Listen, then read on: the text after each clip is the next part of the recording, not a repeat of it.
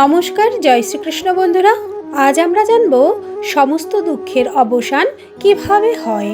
অবিশ্বাসে মন্ত্র, ঔষধি, স্বপ্ন এসবের সম্মুখ ফল পাওয়া যায় না। ভগবানের মতো হিতৈষী আমাদের আর কেউ নেই। সৎসঙ্গের সমান কোনো মিত্র নেই, কুসঙ্গের সমান কোনো শত্রু নেই। বিলাপ, শোক, বিভ্রান্তি হচ্ছে মায়াবদ্ধ জীবের লক্ষণ। জগতের রূপময় সমস্ত বস্তুই মিথ্যা, আজ আছে কাল নেই। একমাত্র এর মধ্যে যে চৈতন্য শক্তি রয়েছে তাই নিত্য।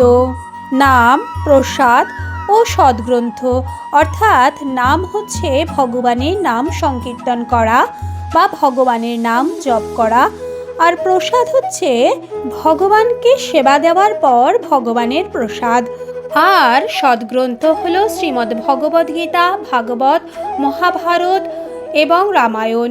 এই গ্রন্থগুলি হলো সদ্গ্রন্থ। এই গ্রন্থগুলি থেকে আমরা সুশিক্ষা পেয়ে থাকি। তাই নাম, প্রসাদ ও সদ্গ্রন্থ এই তিনটি অবলম্বন করলেই ক্রমে ক্রমে সমস্ত দুঃখের অবসান হয় এবং মন শান্ত হয়ে যায় এবং ভগবত প্রাপ্তি লাভ করা যায়।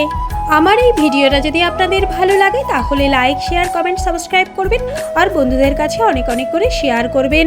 জয় শ্রীকৃষ্ণ, ধন্যবাদ।